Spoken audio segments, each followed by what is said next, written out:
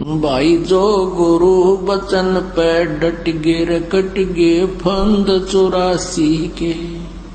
भाई जो गुरु बचन पे डट गे रकट गे फंद 84 के। कट गे फंद 84 के रकट गे फंद 84 के। भाई जो गुरु बचन पे डट गे रकट गे फंद 84 के। कर जोरूं विनती करूं धरूं चरण पर शीस। गुरु राम देवानंद जी महाराज ने दियो नाम बख्शीश। कोटि कोटि सिजदा करूं कोटि कोटि प्रणाम। चरण कमल में राखियो मैं बंदी जाम गुलाम।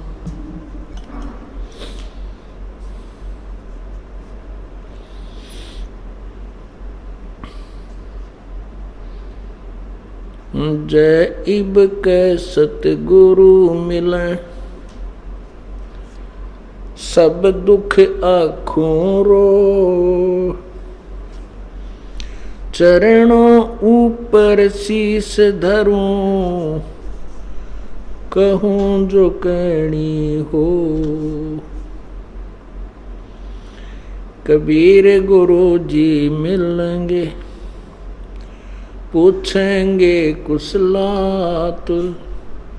आद अंत की सब कहूं अपने दिल की बात। गुरु जी तुम ना भूलियो चाहे लाख लोग मिल जाएं। हमसे तुमको बहुत हैं तुमसे हमको नहीं। तुम्हारे विसारे क्या बने मैं किसकी शरण में जाऊं। शिव विरंच मुनि नारदा तिनके हृदय न समाऊं।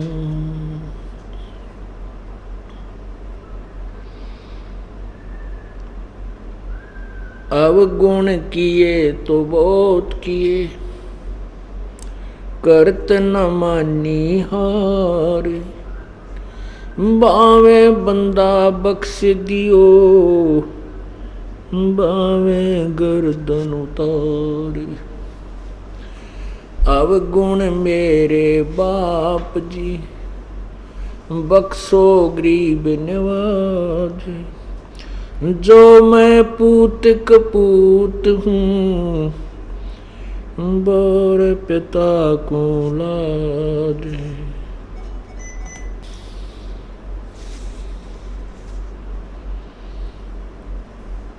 कुत्ता तेरे दरबार का मोतिया मेरा नाम। गले प्रेम की रस्सी जा खींचो वहाँ जाऊं। तो करो तो बावड़ू दूर दूर करो तो जाऊं। जो राखो तो ही रहूं जो देवो सो खाऊं।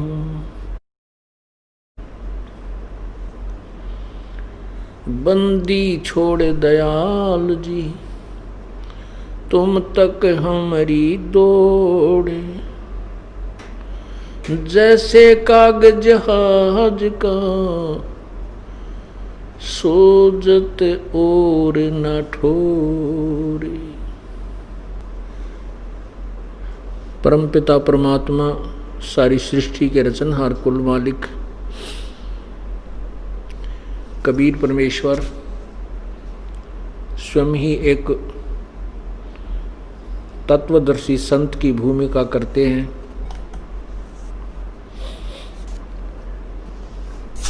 और अपने द्वारा रचे हुए सर्व ब्रह्मांडों की जानकारी स्वयं ही आकर देते हैं। परमात्मा प्रत्येक युग में आते हैं, सतयुग में, त्रेता में, द्वापर में, कलयुग में। और जब भी वे आते हैं अपनी अमृत वाणी, कबीर वाणी के द्वारा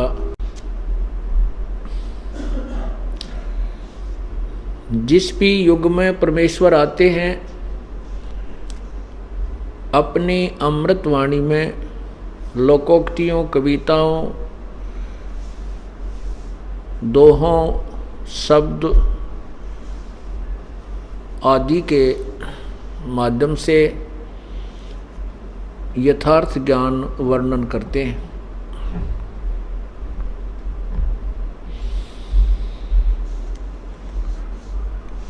उसी परंपरागत, उसी सिलसिले में अपने नियमानुसार परमात्मा कलयुग के अंदर आज से लगभग 600 वर्ष पूर्व सन 1398 संवत 1455 ज्येष्ठ मास की पूर्णमासी को एक कमल के फूल पर आकर के शिशु रूप धारण किया था। और फिर वो बड़े हुए, लीला करते हुए उन्होंने फिर अपनी अमृतवाणी उस तत्व ज्ञान से परिपूर्ण उच्चारण की।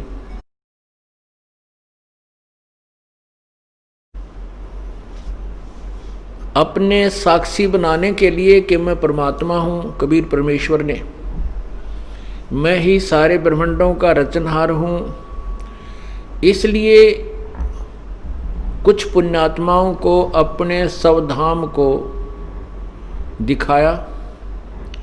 फिर उन पुण्यात्माओं ने अपनी आँखों देखा जो परमात्मा की महिमा, परमात्मा की का लोक और प्रभु की शक्ति, उन्होंने भी अपनी अमृतवाणी में वर्णन किया। परमात्मा ने किन किन को साक्षी बनाया। नंबर 1 धर्मदास साहिब जी, जो बांधवगढ़ के रहने वाले बहुत बड़े साहूकार थे, सेठ थे, रईस थे।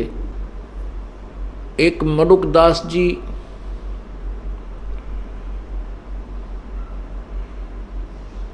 और संत दादू साहिब जी, संत घीसा साहिब जी, संत नानक साहिब जी, संत गरीबदास साहिब जी, इन महापुरुषों को अपने निज स्थान को दिखाया। फिर उन्होंने भी अपने भगवान कबीर परमात्मा की महिमा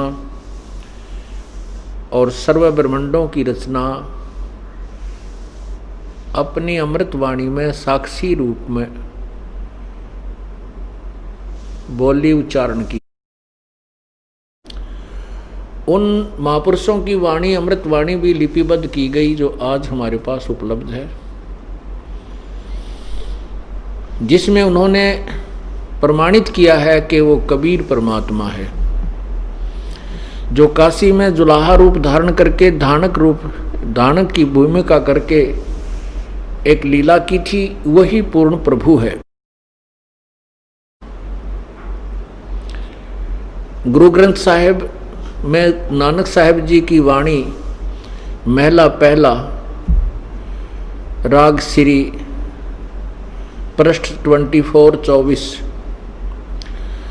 उसमें लिखा है कि नानक साहिब जी ने जब देखा सतलोक में परमात्मा को, और वही स्वरूप काशी बनारस में एक धानक जुलाहे की लीला कर रहा है, वहाँ कपड़ा बुनते हुए देखा। तब उन्होंने कहा था, नानक साहब ने कहा था, फाई सूरत मलुकी वेश, ए ठगवाड़ा ठगी देश, खरा सियाणा भोता भार, ये धानक रूप रहा करतार। नानक साहब कहते हैं कि ये ठगवाड़ा ठगी देश और खरा सियाणा भोता भार, ये धानक रूप रहा करतार। एक बहुत ही ज्यादा प्रेम जब हो जाता है, उसमें कंठ रुद्ध जाता है और उस प्रेम के आत्म विभोर होकर के उस प्रेम में नानक साहब जी आंखों में पानी भरकर कहते हैं, ये खरा सियाणा भोता बार, फाई सूरत मुल्क की वेश, ये बहुत सुंदर जो शरीर है, सूरत है, सुंदर शरीर, सूरत शकल, ये जो मनमोहन सूरत सामने बैठी है। और यहाँ आकर के इसने यहाँ मुल्क वाले, अब यहाँ आकर के इसने दुल्हे का रूप धारण कर लिया, मेरे को मिले जिंदा महात्मा के रूप में और सतलोक में देखा इसी को परमेश्वर रूप में। तब कहा था, फाई सूरत मुल्क की वेश, ए ठगवाड़ा ठगी देश, और खरा सियाणा भोता बार, ये धानक रूप रहा करता। अब उस समय नानक साहब की बात पर किसी ने विश्वास नहीं कहा कि दानक अर्थात ये जुलाहा रूप में जो कार्यरत है, ये पूर्ण परमात्मा है।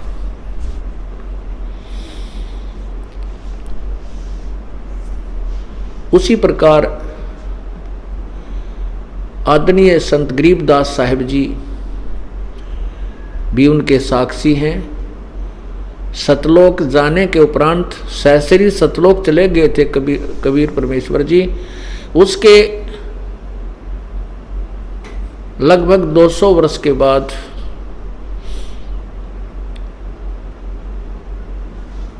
सतलोक से चलकर सहसरी राय जिंदा वाले ही स्वरूप में, जिंदा महात्मा, और गरीबदास जी की आत्मा को, गरीबदास जी के जीव को भी सतलोक लेकर गए। फिर सर्व ब्रह्मांडों की व्यवस्था दिखाई, ब्रह्मा विष्णु महेश के लोक दिखाए और फिर उनको वापस शरीर में छोड़ा था। उसके बाद आदरणीय गरीबदास साहिब जी ने भी उस परमेश्वर कबीर जी की विशेष महिमा अपनी अमृतवाणी में गाई। ये गवाह बन गए। इस कलयुग में अब वो समय आ गया है कि पूरी पृथ्वी पर, पूरे विश्व में यदि कोई भगवान चाहने वाली आत्मा है तो इस भक्ति को करेगा, चाहे वो हिंदू है, मुसलमान है, सिख या ईसाई या जैनी, कोई भी है, जिसको परमात्मा की चाह है। और जिसने परमात्मा नहीं चाहिए वो तो पहले भी बहुत रहे हैं और आगे भी ऐसे भटकते रहेंगे।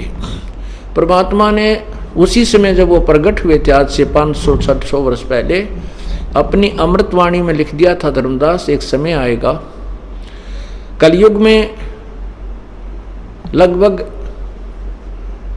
5000 से ऊपर जब कलयुग चला जाएगा,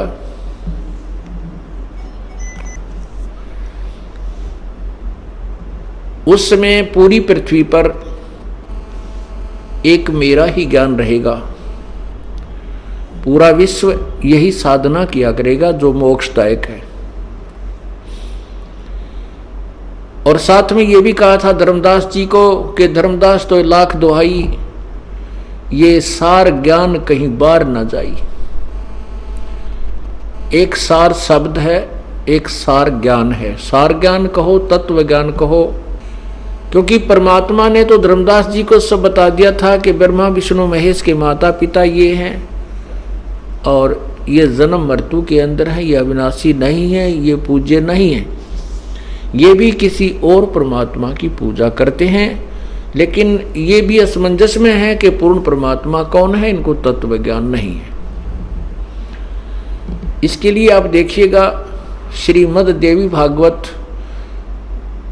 श्रीमद् देवी पुराण, देवी पुराण, शक्ति पुराण, प्रथम स्कंद, गीता प्रेस गोरखपुर से प्रकाशित पृष्ठ 28-29 पर। गीता प्रेस गोरखपुर से प्रकाशित देवी पुराण प्रथम स्कंद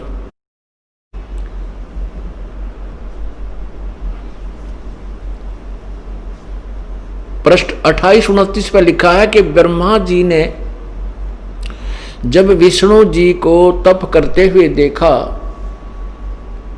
तो उन्होंने उनसे पूछा कि हे प्रभु, आप सारी जगत के मालिक हो, क्योंकि सब भ्रमित हैं ज्ञान में, किसी को पूर्ण ज्ञान नहीं है। आप ही सारी सृष्टि के रचनहार हो, आप ही सबके पालक हो, आप भी किसकी साधना करते हो? तो विष्णु जी कहते हैं, मैं आपको सच्ची बात बताता हूं, मैं तप करता रहता हूं, ज्यादा समय में तप करने में व्यतीत करता हूं, और जब तप से उठता हूं तो राक्षसों को मारने में मेरा ज्यादा समय व्यतीत होता है, और मैं शक्ति यानी दुर्गा की पूजा करता हूं। पुण्यात्माओं, ये बीच बीच में जो शास्त्रों का सहयोग हमें लेना पड़ रहा है, ये इसलिए कि आप इस सत्य को सत्य मान सकें। अभी आपको दिखाते हैं कि विष्णु जी खुद कह रहे हैं कि मैं दुर्गा की पूजा करता हूं, और मेरे विचार से इससे अतिरिक्त कोई भगवान नहीं है दुर्गा के अतिरिक्त। श्री विष्णु जी की स्टेटमेंट है, ये श्री देवी पुराण यानी शक्ति पुराण में। ये देखिएगा, श्री देवी पुराण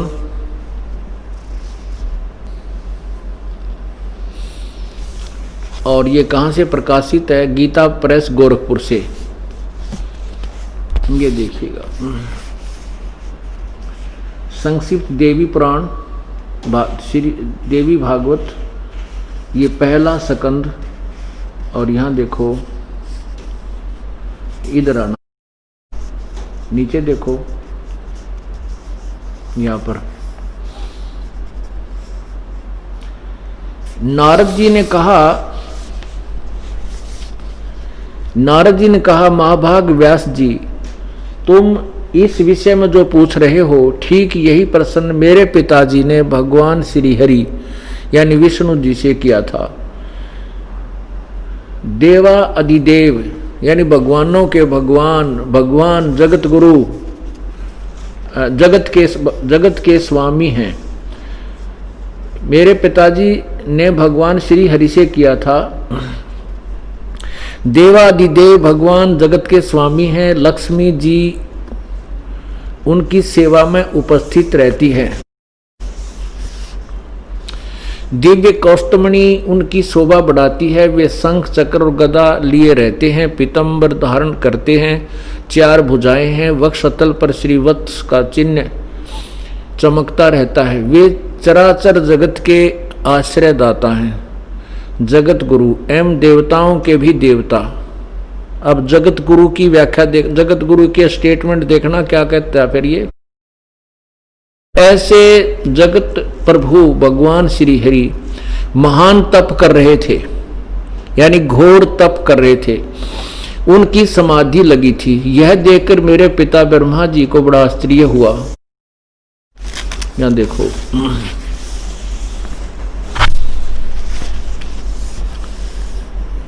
अतः उन्होंने उनसे जानने की इच्छा प्रकट की। ब्रह्मा जी ने पूछा, प्रभो आप देवताओं के अध्यक्ष, जगत के स्वामी और भूत भविष्य एवं वर्तमान सभी जीवों के एकमात्र शासक हैं।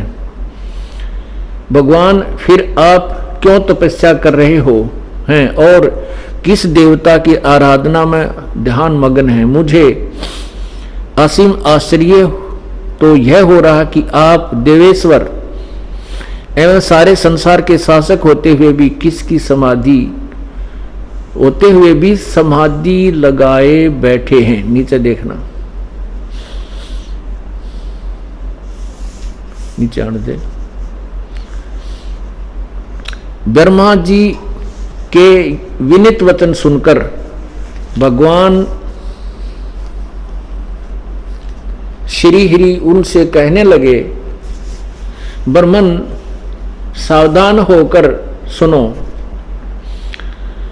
श्री हरि ने उनसे कहने लगे, ब्रह्मन सावधान होकर सुनो, मैं अपने मन का विचार व्यक्त करता हूं। विष्णु जी कह रहे हैं, देवता, दानव और मानव सब यही जानते हैं कि तुम सृष्टि करते हो, मैं पालन करता हूं और शंकर संहार किया करते हैं। किंतु फिर भी वेद के प्रागामी पुरुष अपनी युक्ति से यह सिद्ध करते हैं कि रचने, पालने और संहार करने की यह योग्यता जो हमें मिली है, इसकी अधिष्ठात्री शक्ति देवी हैं। वे कहते हैं कि संसार की सृष्टि करने के लिए तुम में राजसी शक्ति का संचार हुआ है, मुझे सात्विक शक्ति मिली है और रुद्र में तामसी शक्ति का आविर्भाव हुआ है। यह शक्ति, उस शक्ति के अभाव से तुम इस संसार की सृष्टि नहीं कर सकते, मैं पालन करने में सफल नहीं हो सकता और रुद्र से संहार कार्य भी नहीं हो सकता, संभव नहीं। ब्रह्मा जी, हम सभी उस शक्ति के सहारे ही अपने कार्य में सदा सफल होते आए हैं। सुवर्त, प्रत्यक्ष और परोक्ष दोनों उदाहरण मैं तुम्हारे सामने रखता हूं, सुनो। यह निश्चित बात है कि उस शक्ति के अधीन होकर ही मैं, विष्णु जी कह रहे, मैं प्रलय काल में इस शेष नाग की सैया पर सोता और सृष्टि करने का अवसर आते ही जाग जाता हूं। मैं सदा तप करने में लगा रहता हूं, उस शक्ति के शासन से कभी मुक्त नहीं रह सकता। कभी अवसर मिला तो लक्ष्मी के साथ सुखपूर्वक समय बिताने का सौभाग्य प्राप्त होता है। मैं कभी तो दानवों के साथ युद्ध करता रहता हूँ, राक्षसों के साथ। अखिल जगत को भय पहुंचाने वाले दैत्यों का विकराल शरीरों को शांत करना मेरा परम कर्तव्य है। आगे देखना, मुझे सब प्रकार से शक्ति के अधीन होकर रहना पड़ता है। उन्हीं भगवती शक्ति का मैं निरंतर ध्यान किया करता हूँ। मैं उस दुर्गा का ही ध्यान करता हूँ और ब्रह्मा जी, मेरी जानकारी में इन भगवती शक्ति से बढ़कर दूसरे कोई देवता नहीं है। अब ये जगत गुरु की स्टेटमेंट है और ब्रह्मा जी इनको सर्वशक्तिमान, देवेश्वर, सब देवों के देव भगवान विष्णु को कितनी महिमा दे रहे हैं। और विष्णु जी वो जगत गुरु, यानी जगत गुरु का अर्थ होता सबको सच्चा ज्ञान देने वाला। तो भगवान विष्णु को जगत गुरु कहा गया और जगत गुरु जी कह रहे हैं कि मैं तो घोर तप करता रहता हूं और मैं दुर्गा शक्ति यानी देवी का ध्यान करता हूं और मेरे विचार में इस दुर्गा से ऊपर कोई भगवान नहीं है। अब पुण्यात्माओं, उन ऋषियों और महर्षियों को कहां से ज्ञान होगा जब इन भगवानों को ज्ञान नहीं, जिसको हम सर्वेश्वर, सर्वज्ञ, सबके जाननहार, भूत भविष्य वर्तमान के जाननहार माना करते थे। यदि ये स्टेटमेंट ये दास सीधा कह देता कि ब्रह्मा विष्णु महेश अल्पज्ञ हैं, इनको ज्ञान नहीं है आध्यात्मिक, तो बहुत ज्यादा भक्त आत्मा नाराज हो जाते हैं और शायद सत्संग सुनने भी नहीं आते जो नए नए आए हैं। और जब सामने ये प्रत्यक्ष देख लिया अपने सदग्रंथों में, फिर ये मन जो है सेट हो जाता है। जो बुद्धिमान होते हैं वो क्या करते हैं, देवी भागवत महापुराण का ये सकंद नोट करेंगे, पेज नंबर नोट करेंगे, फिर जा करके अपने घर में मिलाएंगे, अपने घर पर रखे सदग्रंथों से। और फिर उनको यही स्टेटमेंट मिलेगी, यहाँ कोई डुप्लीकेट थोड़ी बनाकर प्रचार किया जा रहा है, वही बाजार से खरीद कर हम लाए। फिर वो पुण्यात्मा स्तब्ध रह जाते हैं और अगली बार स्वयं तो आते ही आते हैं, दो चारों को और संग लेकर आते हैं कि चलो सच्चा ज्ञान है तो पृथ्वी पर सतलोक आश्रम बरवाला और करौथा में ही है। और ये ज्ञान दिया किसने है? पूर्ण परमात्मा कबीर परमेश्वर ने। इसी देवी पुराण में लिखा है कि सतयुग में ऋषि महर्षि जो होते थे वो वेदों के बड़े अच्छे ज्ञाता होते थे और वो देवी की पूजा करा करते। अरे तरह गजब भाई। अब आपको ये तो विश्वास हो गया कि कबीर परमेश्वर के अतिरिक्त या उनसे परिचित संत जो उनको देख चुके आंखों से, उसके अतिरिक्त पृथ्वी पर किसी के पास ज्ञान नहीं है, कि वो कोरा अज्ञान ढो रहे हैं। आदरणीय गरीबदास साहिब जी की वाणी में आपको परमात्मा की महिमा सुनाते हैं।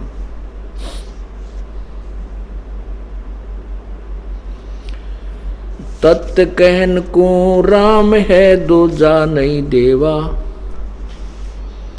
तत् कहन को राम है दूजा नहीं देवा। तत् तत् राम तत् ब्रह्म, तत् ब्रह्म यानी वो पूर्ण परमात्मा, परम अक्षर ब्रह्म ही पूर्ण परमात्मा है, उसके अतिरिक्त कोई भी देव नहीं है, वो वास्तव में परमात्मा नहीं है। जैसे आपने सुबह के सत्संग में सुना था कि गीता जी अध्याय नंबर 15 के श्लोक नंबर 17 में कहा है कि जो 16 नंबर श्लोक में दो भगवान सरपुरुष और अक्षर पुरुष के विषय में जानकारी दी है, वो उनसे भिन्न है, वो उत्तम पुरुष तो अन्य है, और परमात्मा इति उदाहरते, जिसको भगवान कहा जा सकता है।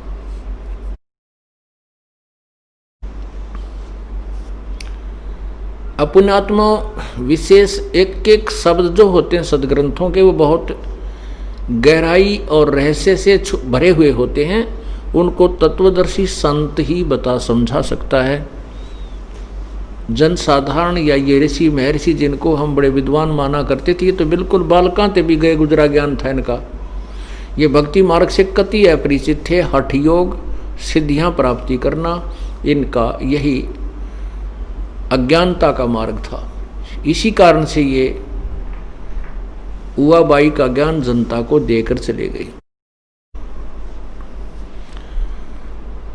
अब इसमें गीता अध्याय नंबर 15 के श्लोक 17 में कहा कि उत्तम पुरुष है तो अन्य परमात्मा इति उदाहरते। पुरुषोत्तम सर्वश्रेष्ठ परमात्मा तो कोई इन दोनों से भी भिन्न है, सरपुरुष और अक्षर पुरुष से। वो गीता जी अध्याय नंबर 8 के मंत्र 3 में लिखा है कि वो परम अक्षर ब्रह्म है। और वही गीता अध्याय नंबर 15 के श्लोक 17 में कहा कि उत्तम पुरुष है तो अन्य परमात्मा इति उदाहरते। अब ये एक बहुत ध्यानपूर्वक सुनना कि उसको भगवान कहा जाता है, और वही तीनों लोकों में प्रवेश करके सबका धारण पोषण करता है। वो अविनाशी परमात्मा है। जैसे आपने परमात्मा की वाणी सुनी थी, इस झूठे सुख को सुख कहे ये मान रहा मन मोदे, ये सकल चबीना काल का कुछ मुख में कुछ गोद।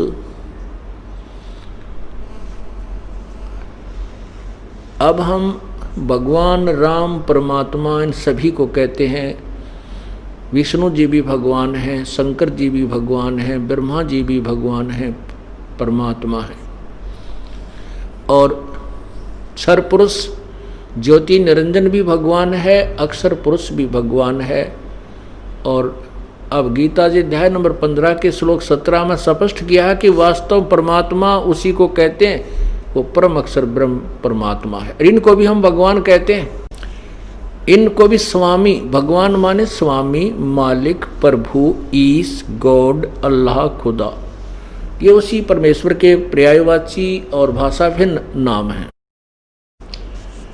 श्री विष्णु पुराण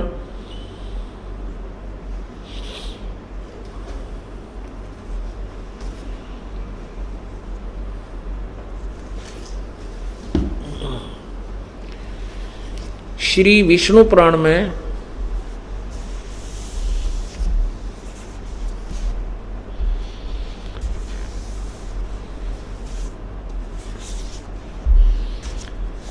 श्री विष्णु पुराण में कहा है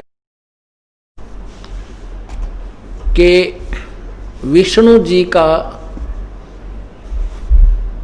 प्रथम रूप तो पुरुष है, पुरुष माने प्रभु। वो फर्स्ट इंप्रेशन तो लगे है जैसे भगवान जैसा है। अब यहाँ विष्णु जी, विष्णु पुराण में इस काल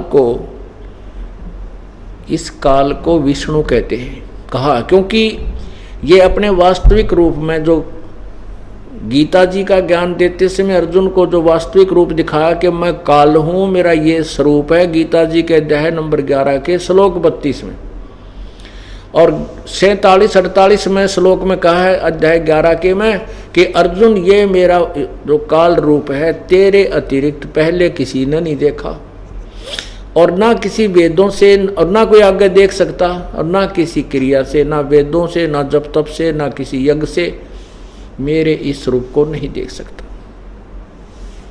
गीता जी अध्याय नंबर 7 के श्लोक 24-25 में स्पष्ट किया है कि ये मेरा एक अटल नियम है, अविनाशी नियम है कि मैं कभी अपने यथार्थ रूप में किसी के सामने नहीं आता, अपनी योग माया से छुपा रहता हूं। उसी के लिए ये काल क्या करता है, किसी को विष्णु रूप में दर्शन देता है, किसी को ब्रह्मा रूप में दर्शन देता है, किसी को शिव रूप में दर्शन देता है। इसलिए ये डिसीजन भ्रमित होकर के इसी काल के पुत्र विष्णु या शिव या ब्रह्मा को ही भगवान और सर्वशक्तिमान मानन लागे। अब यहाँ विष्णु पुराण का वक्ता ने विष्णु को यानी उस काल को ही विष्णु मानकर उसकी महिमा कही, और आगे चल के इसी में कहा कि उस विष्णु, ब्रह्मा विष्णु महेश से और परमात्मा है, और उससे उस अन्य परमात्मा है जो यहाँ का कंट्रोलर है। और फिर बताया है कि इस ब्रह्मा विष्णु महेश और प्रकृति से और काल ब्रह्म से भी एक और परमात्मा है। ऐसे ये उलझ पुलझ ज्ञान इनके पास था। यहाँ पर ये विष्णु जी को, उस काल को विष्णु कहकर संबोधित कर रहा है श्री विष्णु पुराण का वक्ता श्री पाराशर ऋषि। इसमें कहा कि विष्णु जी का प्रथम रूप तो भगवान है, पुरुष है, और उसका परम रूप काल है। काल उसका परम रूप है। ये देखिएगा श्री विष्णु पुराण गीता प्रेस गोरखपुर से प्रकाशित श्री विष्णु पुराण, नीचे देखिएगा श्री गीता प्रेस गोरखपुर से प्रकाशित। इसके अध्याय नंबर 2, ये देखिएगा अध्याय नंबर 2, ये है अध्याय नंबर 2, और पृष्ठ इधर देखना, ये प्रश्न नंबर 4, और नीचे इधर देखना,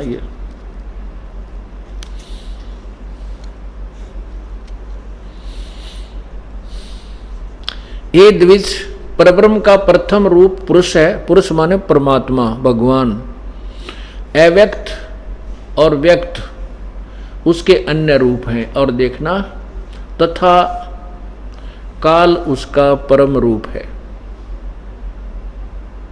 यहां देखना, हे मैत्रेय, प्रलय काल में प्रधान के यानी प्रकृति के साम्यावस्था में स्थित हो जाने पर और पुरुष के प्रकृति से पृथक स्थित हो जाने पर भगवान विष्णु का काल रूप परिवर्त होता है। अब क्या है कि यहां एक ब्रह्मांड में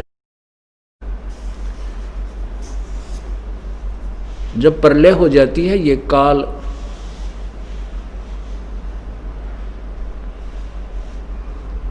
काल ये क्या करता है कि जैसे एक ब्रह्मांड के अंदर रचना करके तीनों पुत्रों की उत्पत्ति करके दुर्गा को सारी बागडोर संभाल के ये इससे अलग होकर के अपने 21वें ब्रह्मांड में बैठ जाता है।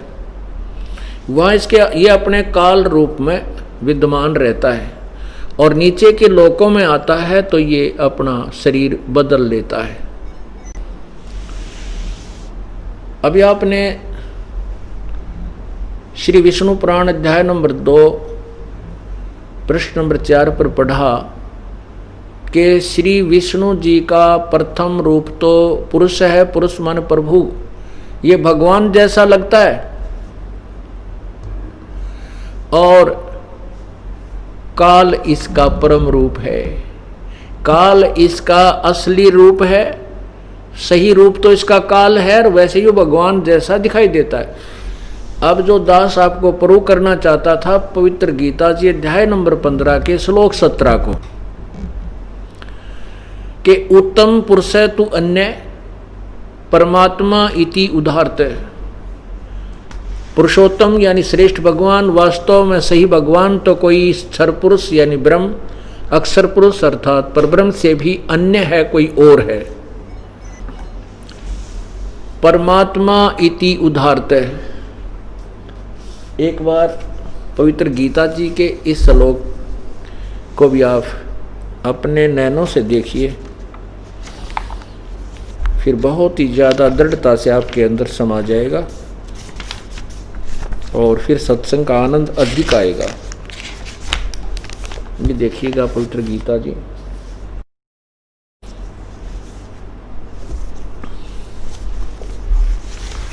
अध्याय नंबर 15 और यहाँ देखो ये 16 देखो इधर को नीचे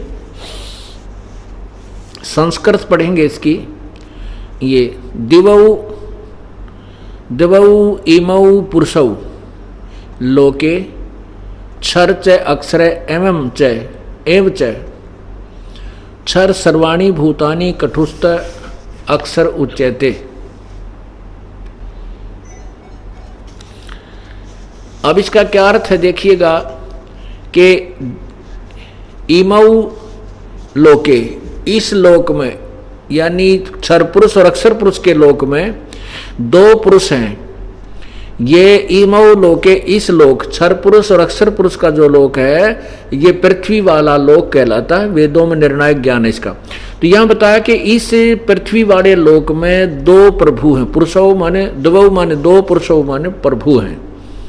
ये भी परमात्मा यानी भगवान कहलाते हैं, परमात्मा कहलाते हैं। क्षर पुरुष और अक्षर पुरुष,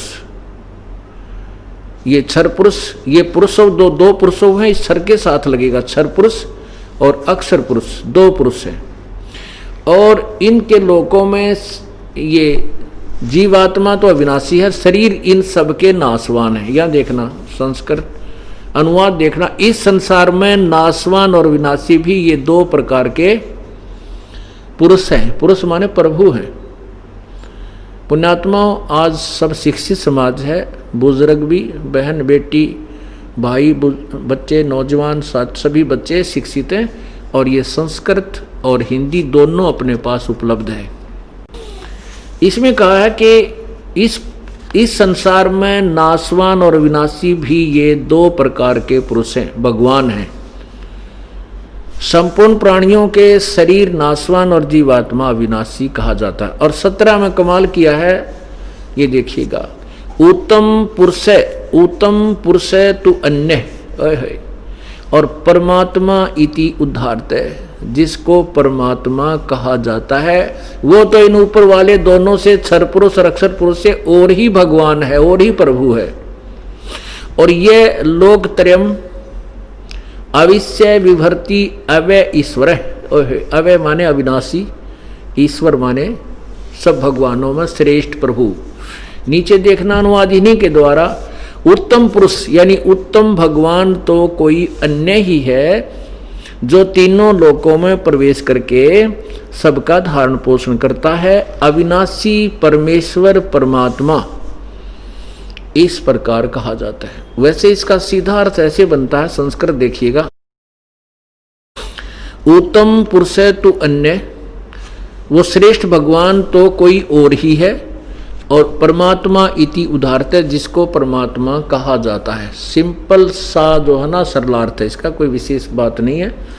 और आगे लिखा कि ये जो तीनों लोकों में, लोकत्रयम तीनों लोकों में अविश्य माने प्रवेश करके, विभर्ति माने धारण पोषण करता है, और अवय ईश्वर वो अविनाशी परमात्मा। ये देखो, अवय माने अविनाशी इन्होंने लिखा है, विभर्ति माने धारण पोषण करता है, और लोकत्रयम तीनों लोकों में अविश्य माने प्रवेश करके। अब हम इसको सीधा कर लेंगे, जो तीनों लोकों में प्रवेश करके सबका धारण पोषण करता है, विभर्ति माने धारण पोषण करता है, वो अवय ईश्वर है, वो अविनाशी परमात्मा है। परमात्मा इति उदाहरते, इस अक्षर को, इस सेंटेंस को जो है सिद्ध करने के लिए मैं आपको एक कथा सुनाता हूं। श्री विष्णु पुराण के अध्याय नंबर 2 श्लोक नंबर पृष्ठ नंबर 4 पे आपने पढ़ा कि विष्णु भगवान का प्रथम रूप तो पुरुष है, लेकिन परम रूप उसका काल है। प्रथम रूप यानी फर्स्ट इंप्रेशन तो ऐसा लगे जैसे ये भगवान है, लेकिन इसका वास्तविक रूप युग काल है। जैसे हम यहाँ पृथ्वी लोक पर रह रहे हैं, ब्रह्मांड के इस काल के लोक में रहते हैं, यहाँ पर आप देखते हो कितने अच्छे फल, आम, सेब, संतरे, काजू, किशमिश, और कितनी अच्छी वायु चल रही है पृथ्वी के अंदर, बहुत मीठा जल, कहीं पर झरने बह रहे हैं, कितने अच्छे प्रकार के यहाँ व्यवस्था की गई है। और फिर हम यहाँ पर देखते हैं संतान है, संपत्ति है, और हमारे खाने पीने के लिए सारी व्यवस्था कर रखी है, दिन रात बनाए हैं। इस सारी व्यवस्था को देखकर हमें लगता है कि जैसे यू भगवान है, परमात्मा है, परंतु हम उस समय ये भूल जाते हैं कि आज कितने परिवार हाहाकार मचा रहे होंगे, कितने परिवारों के अंदर आज खाना नहीं बना होगा, किसी का बेटा मरा है, किसी की बेटी मरी है, किसी का बाप, किसी का पिता, किसी की बहन, किसी का भाई। तो ये उसका वास्तविक रूप काल है। अब जैसे एक कसाई बकरे पालता है और वो सैकड़ों 200-400 की संख्या में बकरे पालता है, क्योंकि उसको बहुत दूर तक सप्लाई देनी होती है। तो उन बकरों के लिए वो बहुत ही अच्छी व्यवस्था करता है, एक तालाब बनवाता है, उसके लिए एक खेत खरीदता है, जमीन खरीदता है, उसमें घास चरागाह बनाता है, उन बकरों के लिए व्यवस्था करता है कि गर्मी और सर्दी से बचाने के लिए उसके ऊपर शेड डाल देता है। और वो बकरे कसाई जब आता है, बकरों को देखता है, बकरे समझते हैं कि ये जो व्यक्ति है ये हमारा मालिक, हमारा स्वामी बहुत दयालु है, हमारे लिए कितनी व्यवस्था करता है, खाने की, पीने की, गर्मी सर्दी से बचने की, हिंसक पशुओं से बचाने के लिए चारों तरफ चार द्वारी बनाता है। तो उस कसाई को वो अबोध बकरे, वो प्राणी अपना दयालु मालिक मानते हैं। उनकी बुद्धि इतना काम नहीं करती कि ये तुम्हारे अंदर से ही निकाल कर ले जाता है और वो वापस फिर नहीं आते। वो कसाई देखता है, उनको हाथ फेर के ऐसे बकरों की बाजू छूता है और वो बकरे उससे प्यार करते हैं, अपना एक मित्र समझ के। और वो कसाई देख रहा है ये कितने कै किलो का हो गया, इसमें कितना मांस बन गया है, ये कितने रुपए में बिक सकता है। और वो भोले प्राणी समझते हैं ये तुम्हें प्यार करता है, और वो भी उसको प्यार देते हैं, जीभ से चाटते हैं कसाई को। पुण्यात्माओं, शाम के समय, दिन में जब भी आवश्यकता पड़ती है, वो कसाई नहीं देखता ये किसका बेटा है, किसकी बेटी है, किसकी माँ है, किसका बाप है, किसका भाई है। वो तो ये लाठी लेकर 5, 7, 10 जितने उसको आवश्यकता है बाहर कटवाने की, उनको डंडे से हाँक कर अलग छांट ले जाता, कान पकड़ पकड़ के और गाड़ी में ठूस देता है, जाके कड़च करवा देता है। पुण्यात्माओं, यही व्यवस्था कबीर परमेश्वर ने बताई है कि काल कसाई हंसत है ये सर्वलोक को खाए।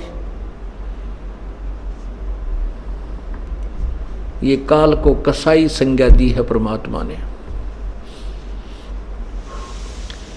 और परमात्मा बताते हैं कि झूठे सुख को सुख कहे ये मान रहा मन मोदे, ये सकल चबीना काल का भाई कुछ मुख में कुछ गोदे।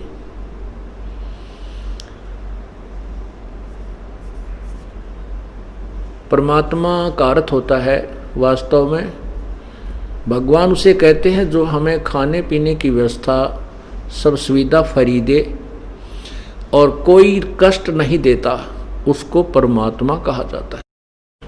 इसलिए गीता जी अध्याय नंबर 15 के श्लोक 17 में कहा है कि उत्तम पुरुष है, श्रेष्ठ भगवान, सही भगवान तो कोई और है और वही परमात्मा कहा जाता है।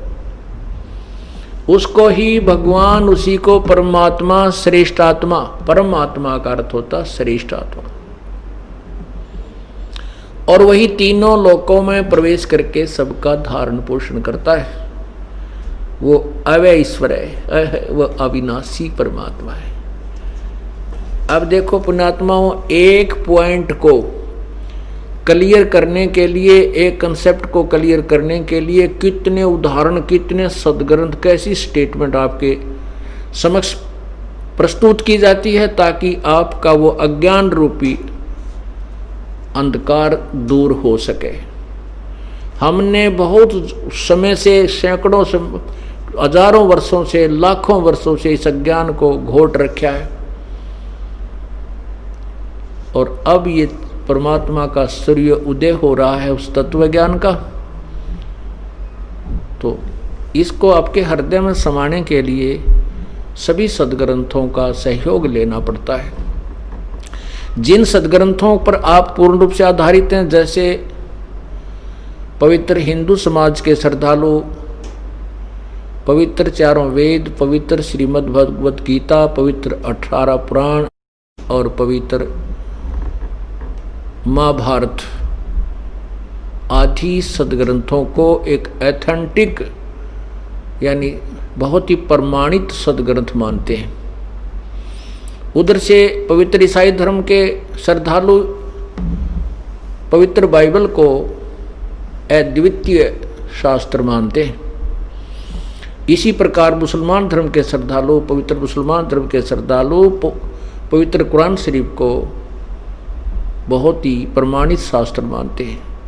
ऐसे ही पवित्र सिख धर्म के श्रद्धालु श्री गुरु ग्रंथ साहिब को एक प्रमाणित शास्त्र मानते हैं। इसलिए ये दास उन प्रमाणित शास्त्रों को ही सबके समक्ष रखता है कि तुम जिसको सत्य मानते हो कि उसमें जो लिखा सही है, वही सही ज्ञान ऐसा है, आपको वो ज्ञान प्राप्त नहीं है अपने ही खजाने से, अपने ही सदग्रंथों से आप परिचित नहीं है।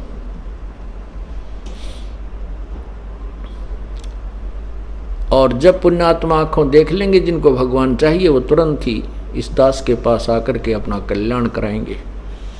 वो फिर अग्रम मग्रम नहीं करते। और जो आंखों देखकर सत्य को फिर भी नहीं मानते, वो भक्ति योग्य प्राणी नहीं है, उनको परमात्मा नहीं चाहिए। अब क्या बताते हैं, हमें साधना ठीक नहीं मिली।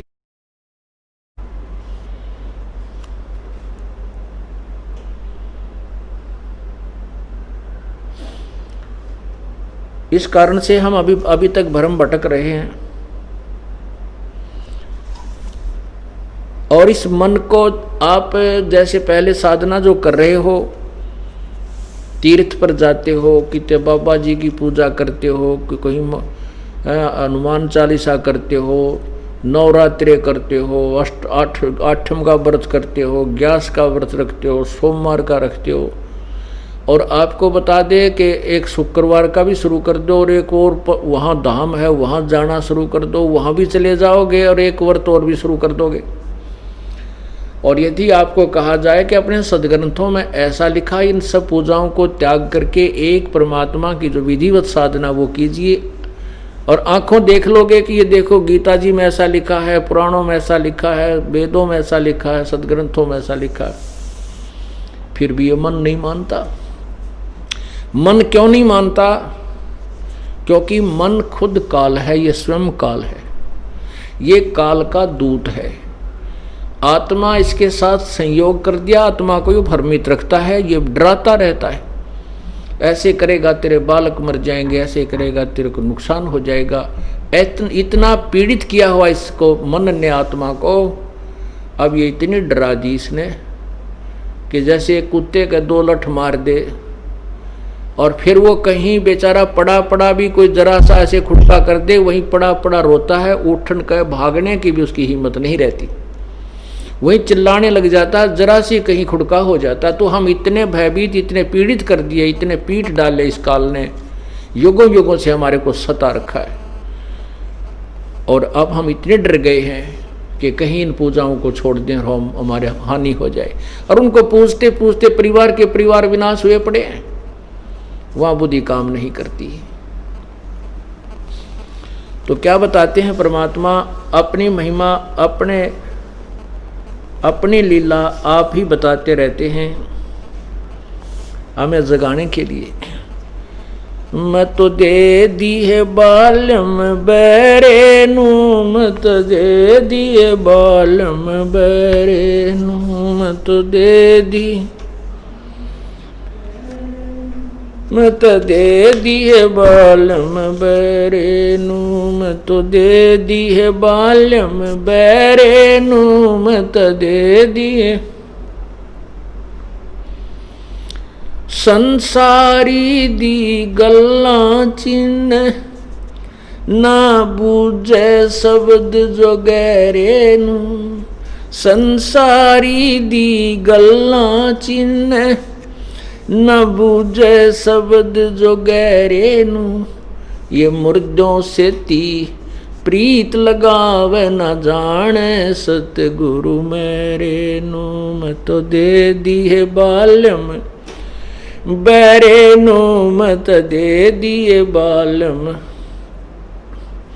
मुर्दों से ती प्रीत लगावे न जाने, सतगुरु मेरे नू, ये मुर्दों से ती प्रीत लगावे न जाने, सतगुरु मेरे नू, मत दे दिए बालम,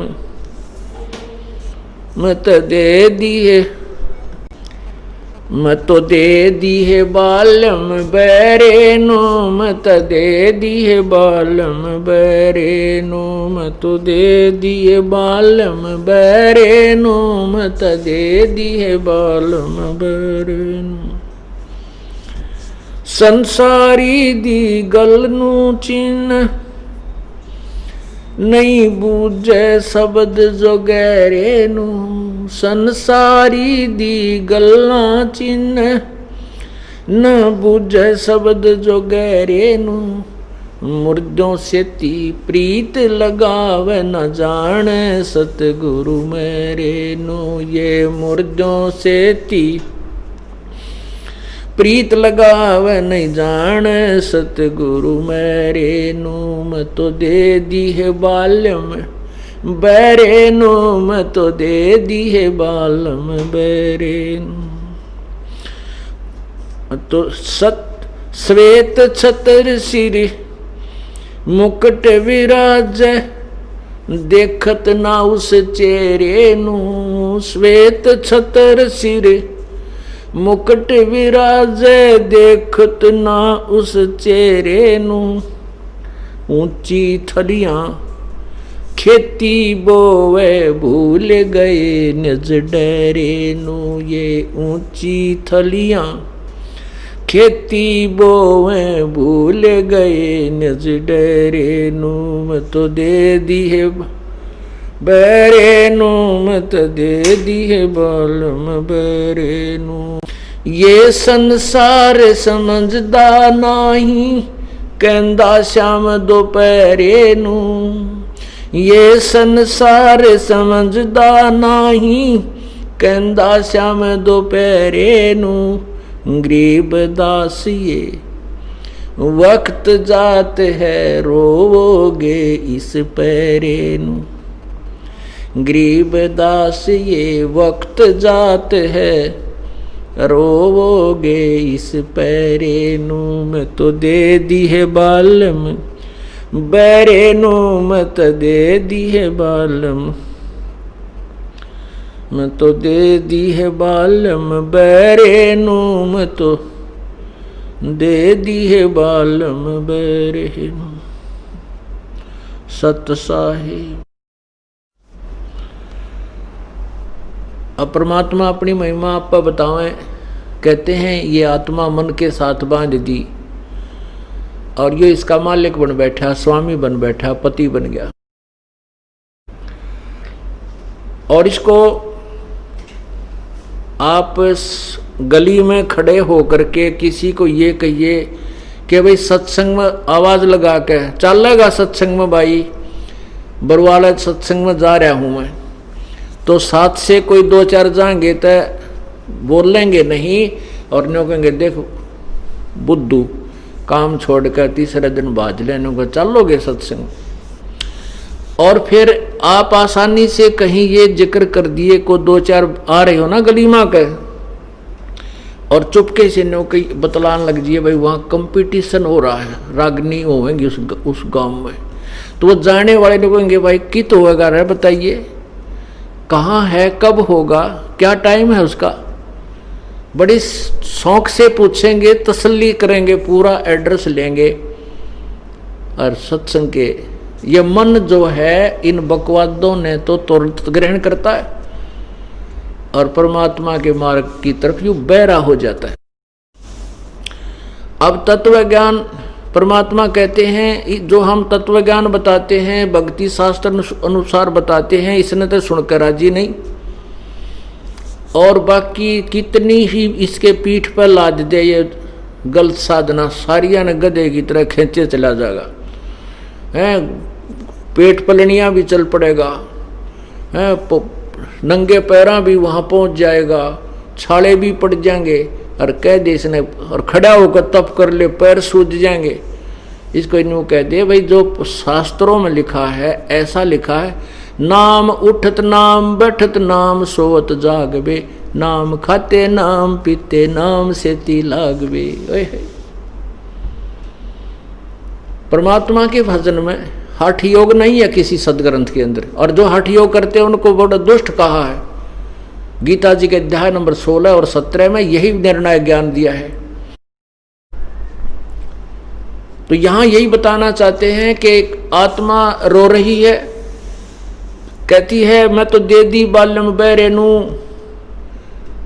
और संसारी दी गल्ला चिन्ह ना बूझे शब्द जो गहरे नू।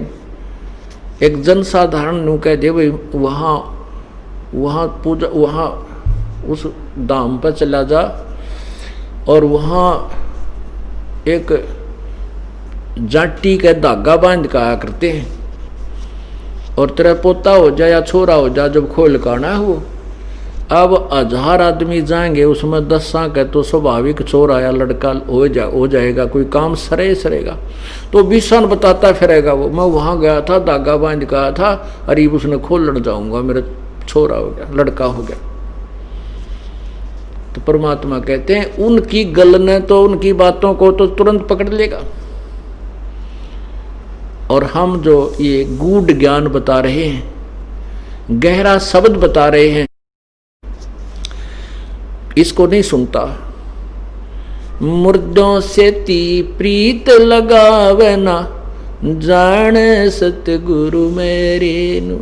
मुर्दों से ती, जैसे गांव की कहीं देख लो, शहर में आसपास कोई बाबा मर गया, उसकी मेडी बना करके और उसने नाम 5 पीढ़ी से पूजने लग रहे, उस मरे हुए उस बनाए हुए स्थान को पूजते आ रहे। अब पुण्यात्मा मान लीजिए आपका जो पहले जो बाबा वहाँ रहा करता कोई संत, और वो अच्छा था, सिद्धि युक्त था, वो काम भी सरते थे उस तय, तो अब तो वो है ही नहीं, जैसे कोई वैद्य हो, पहले कोई वैद्य था और वो नब्ज देखता था, रोग की दवाई दे देता था, लोग स्वस्थ हो जाते थे, रोगी स्वस्थ हो जाते थे, बिल्कुल ठीक है। अब वो वैद्य की मृत्यु होगी, उसकी यादगार बना दी। अब वहाँ जाते हैं, मत्था टेकते हैं, उसकी आरती करते हैं, परिक्रमा करते हैं और कहें कि ये वैद्य अब हमारे रोग खत्म कर देगा, नहीं। वैसा ही वैद्य ढूंढना होगा जिस वैद्य की इतनी महिमा होगी कि उसको आज तक याद किया जा रहा है।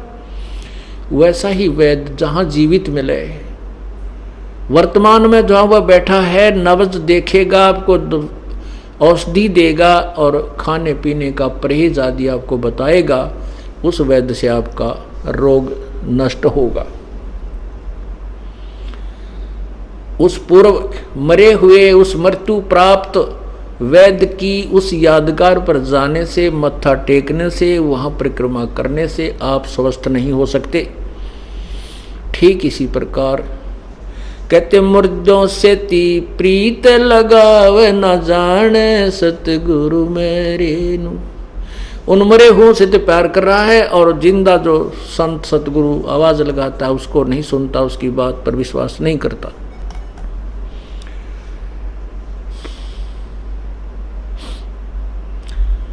श्वेत छतर सिर मुकुट विराजय। अभी तक सभी परमात्मा को निराकार निराकार का घाटा जोड़ रखा है।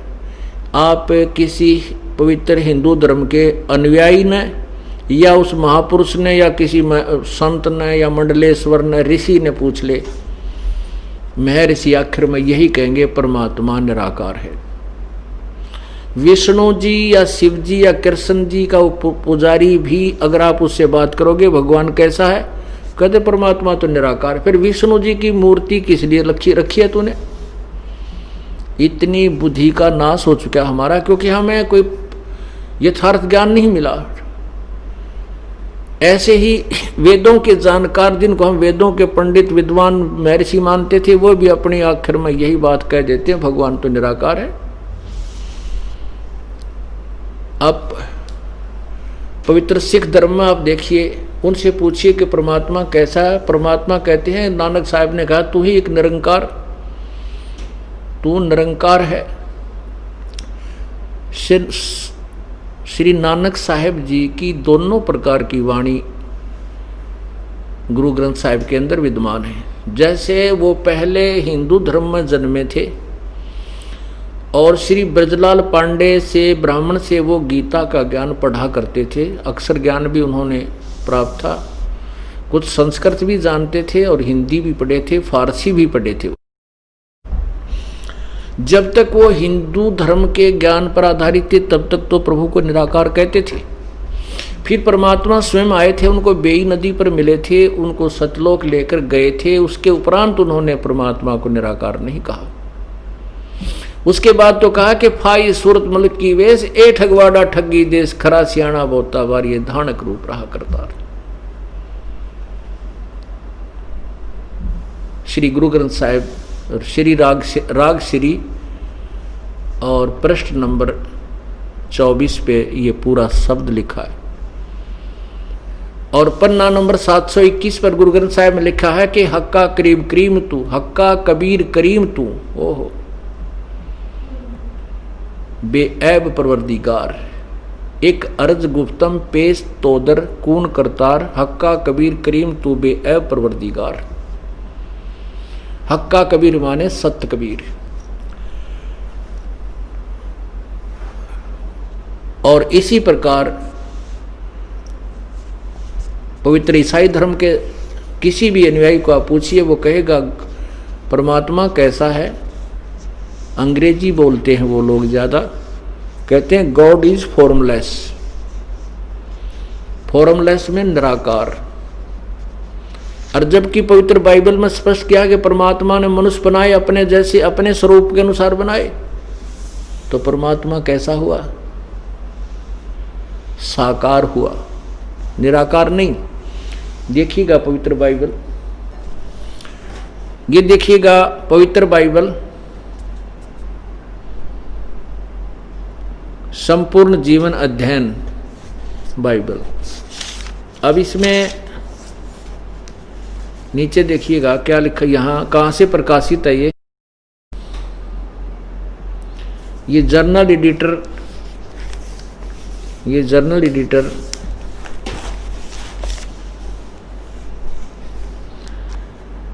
डॉनलैंड सी स्टैम्प्स MADDV। आगे देखिए कहाँ से प्रकाशित है, life publishers international, Springfield Michigan USA, printed in India. अब इसके प्रश्न नंबर 4 पर देखें, ये उत्पत्ति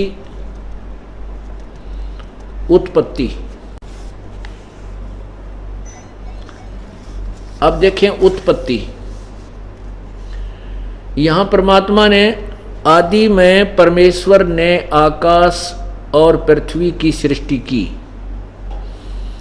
पृथ्वी बेडौल सुनसान पड़ी थी और गहरे जल के ऊपर तैर रही थी, अंधियारा था तथा परमेश्वर का आत्मा जल के ऊपर मंडराता था।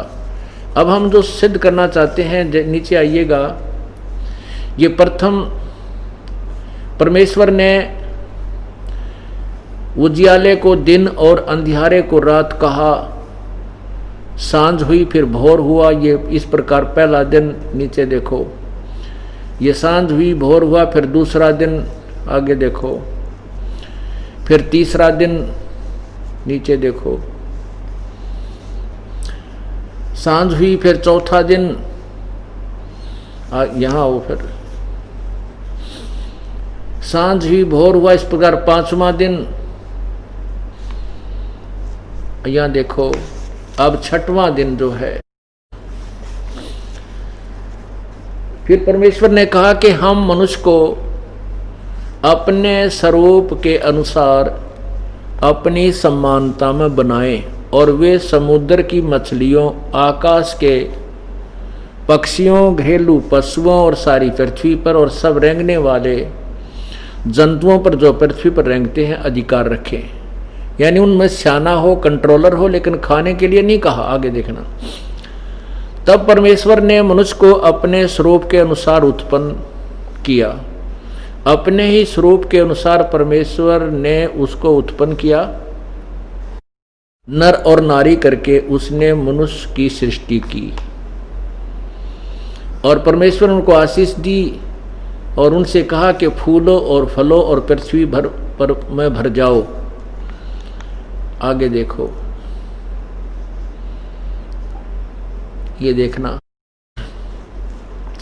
फिर परमेश्वर ने उनसे कहा कि सुनो, जितने बीज वाले छोटे छोटे पेड़ सारी पृथ्वी के ऊपर हैं वे और जितने वृक्षों में बीज वाले फल होते हैं वे सब मैंने तुमको दिए हैं, वे तुम्हारे भोजन के लिए हैं।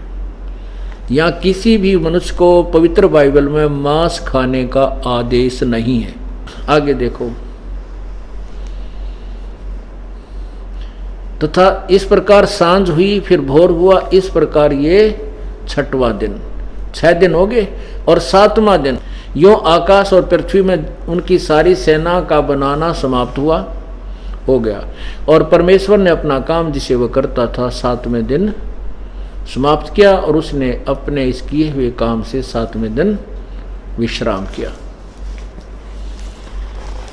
अब ये पवित्र बाइबल ने सिद्ध कर दिया कि परमात्मा साकार है और मनुष्य सदृश है, क्योंकि परमात्मा ने सभी मनुष्यों को अपने ही स्वरूप में रचने के लिए कहा और ऐसा ही रच दिया और नर नारी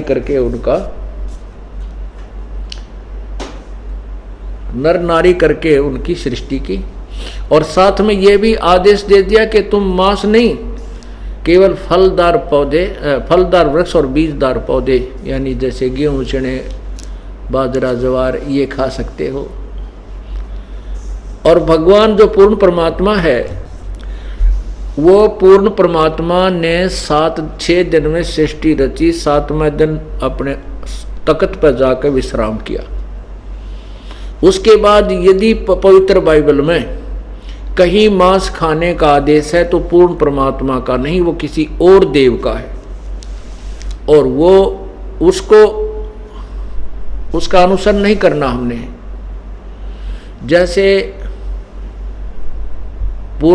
जैसे एक उदाहरण देते हैं कि एक व्यक्ति की किसी थानेदार से दोस्ती थी, ये थानेदार से एसएचओ से मित्रता थी।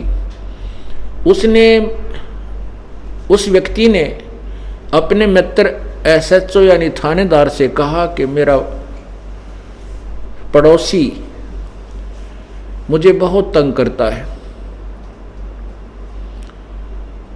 नहीं मानता, मैंने सब प्रार्थना की है, वो बहुत परेशान करता है। तो उस एसएचओ ने अपने मित्र से कह दिया कि मार लठ उसके माप देख लूंगा।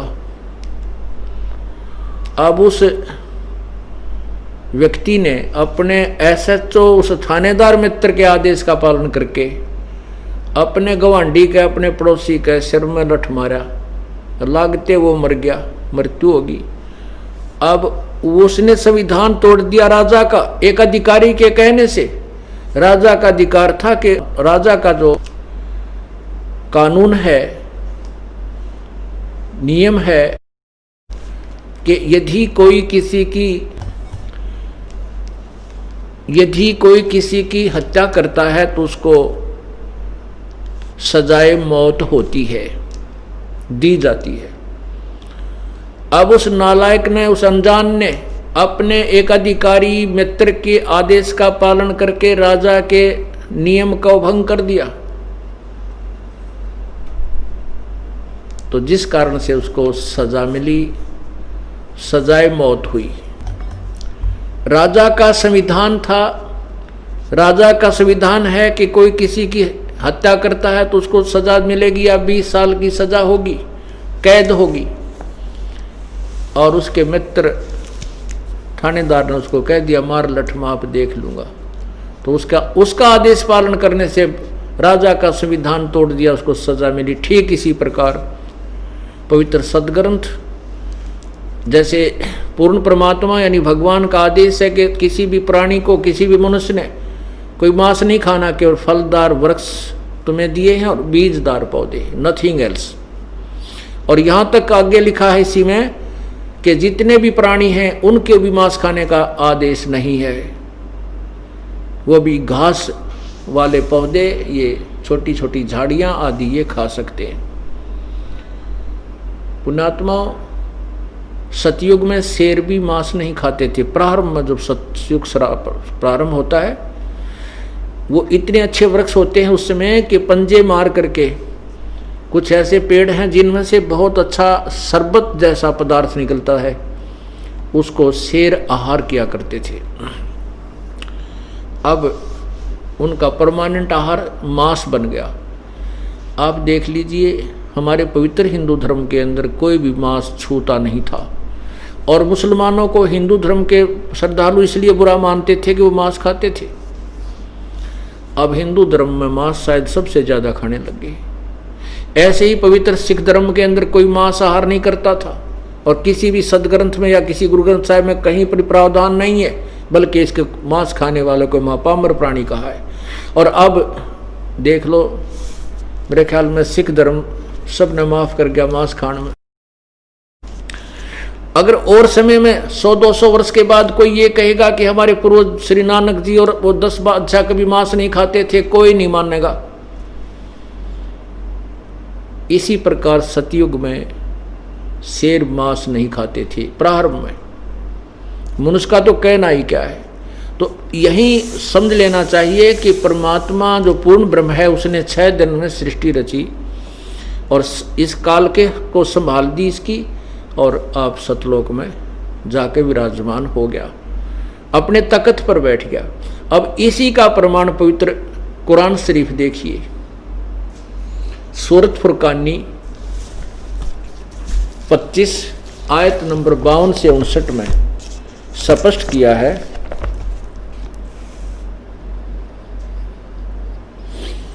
ये देखिएगा, कुरान शरीफ, पवित्र कुरान शरीफ,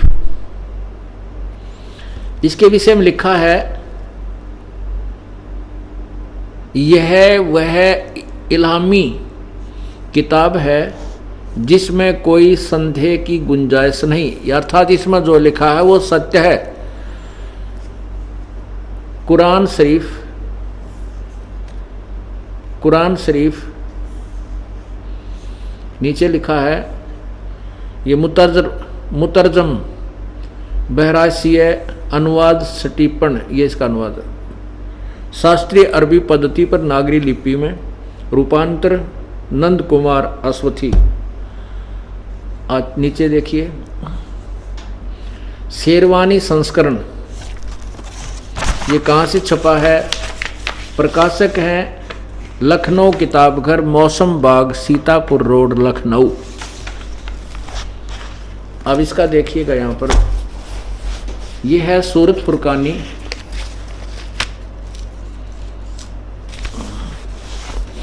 सूरत फुरकानी 25, और प्रश्न नंबर देखना इधर,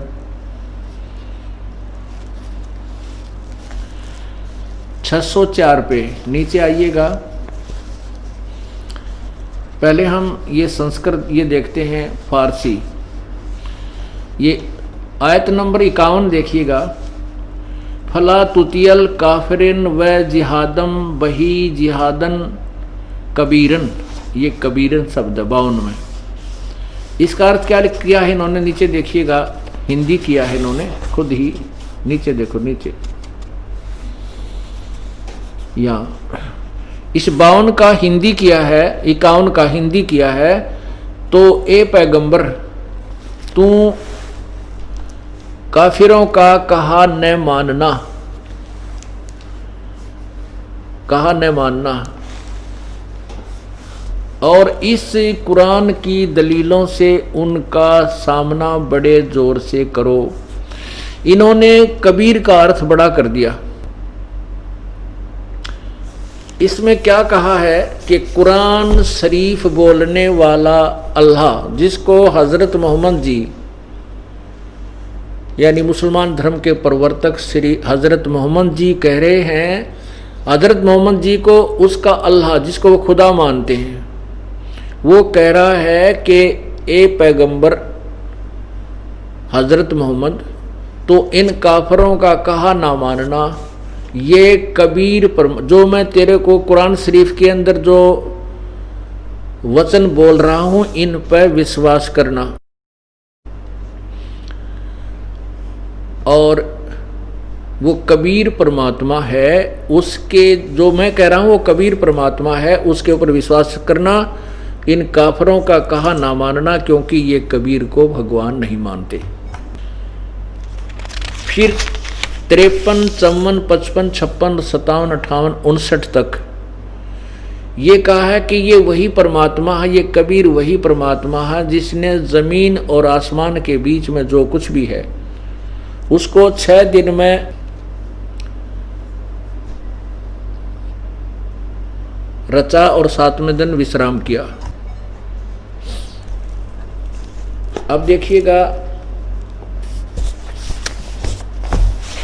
अब 53 नंबर देखो, आगे हम देखते हैं। अभी ये इधर देखें, यहां पर ये 57 में है, 58 में ये खबीरा शब्द लिखा है, इवादही खबीरा। इवादही माने पूजा के योग्य, इवादत, इवादत शब्द से इवादही बना है, इवादही खबीरा, इसको कबीर कहो चाहे खबीरा, इसका भी अर्थ इन्होंने बड़ा किया है।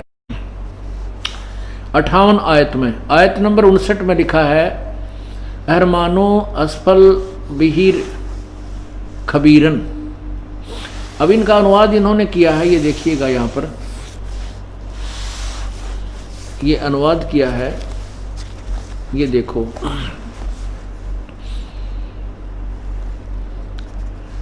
ये अब 57 का जो 58 में देखो, ए पैगंबर हजरत मोहम्मद का खुदा कह रहा है, ए पैगंबर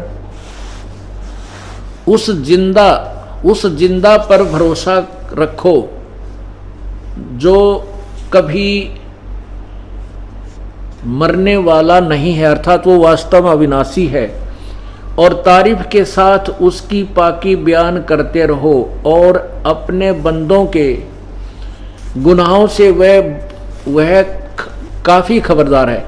यहाँ इन्होंने कबीरा का अर्थ बड़ा कर दिया, काफ़ी बहुत नहीं। वो कबीर परमात्मा अपने बंदों के अपराधों को माफ़ कर देता है, उनका गुनाहों को से खूब परिचित है, अक्षमा कर देता है। इसका वास्तविक अर्थ ये बनता है। फिर भी 59 में क्या कहा कि जिसने आसमान और जमीन के और जो कुछ उन आसमान और जमीन और जो कुछ उनके बीच में है सबको 6 दिन में पैदा किया, फिर तख्त पर जा विराजा, वह अल्लाह बड़ा, वह अल्लाह कबीर। वो अल्लाह कबीर, बड़ा का अर्थ कबीर, इन्होंने कबीर का अर्थ बड़ा कर दिया। हम कहते हैं वह अल्लाह कबीर रहमान है, दयालु है। और तो उसकी खबर, उस कबीर नामक परमात्मा की खबर किसी बाखबर इल्म वाले से पूछ देखो।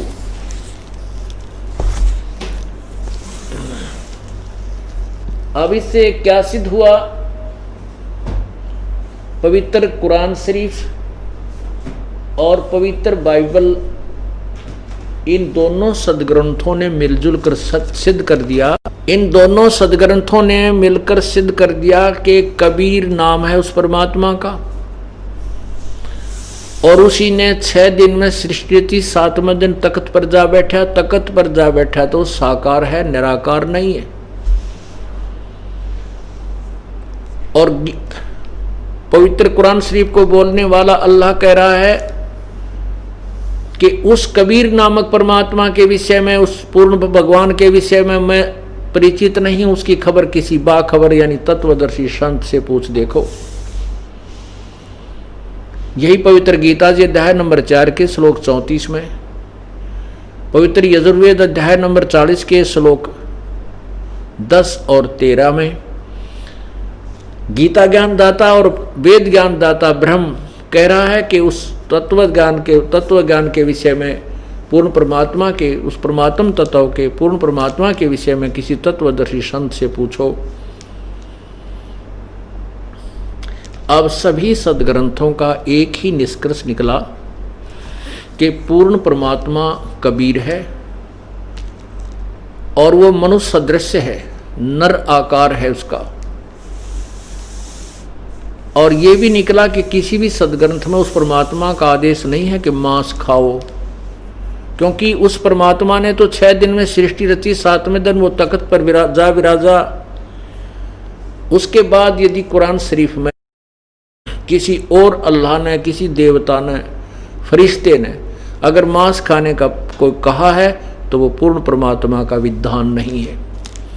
उसके आदेश का पालन करके मांस खाना तो उस पर पूर्ण परमात्मा के संविधान को भंग करना है, जिसकी सजा भोगनी होगी।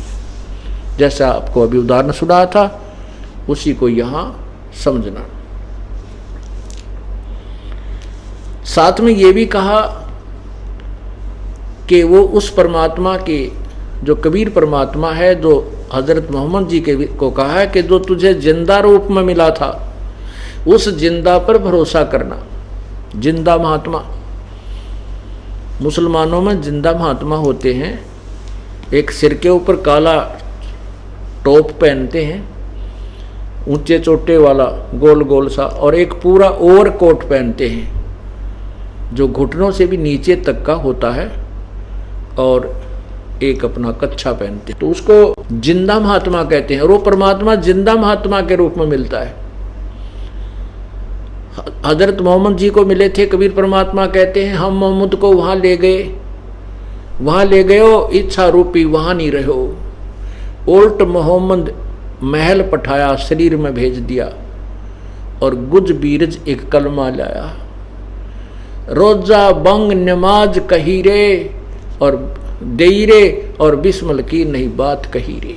कहते हजरत मोहम्मद ने भी मांस खाने के लिए या किसी गौ या बकरे को बिस्मिल करने के लिए नहीं कहा, हाँ रोजा और नमाज करने की तो उन्होंने कहा। और साथ में ये बताते हैं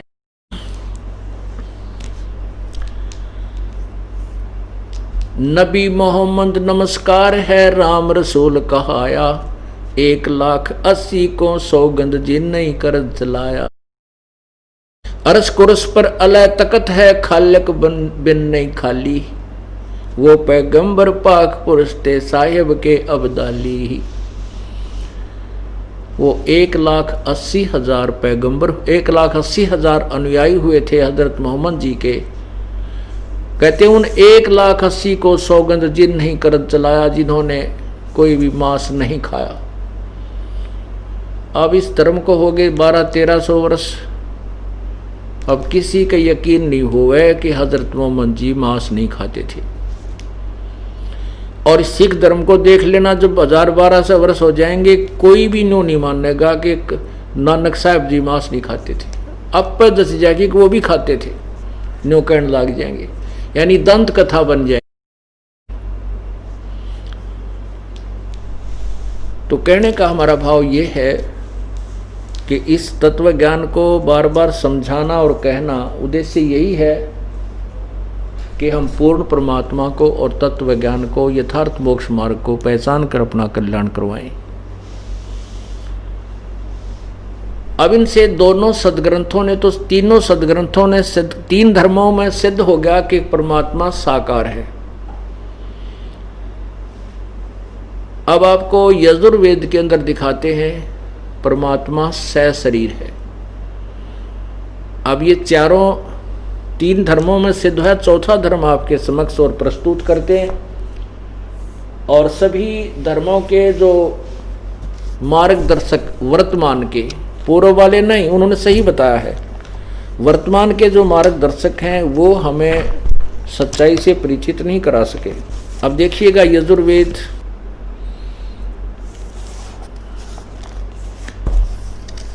ये यजुर्वेद ये कहाँ से प्रकाशित है?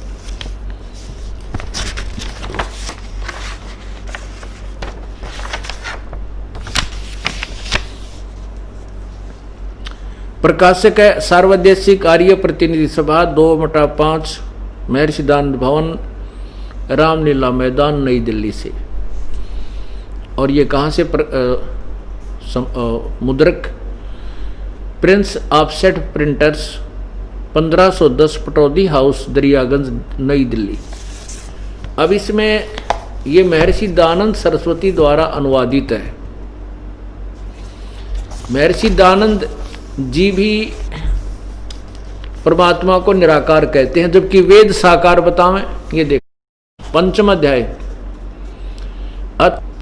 अध्याय आरंभ, नीचे देखो, ये प्रथम मंत्र में 5वें अध्याय के में लिखा, अग्ने तनुरसी विष्णुवे तवा सोमस्य तनुरसी।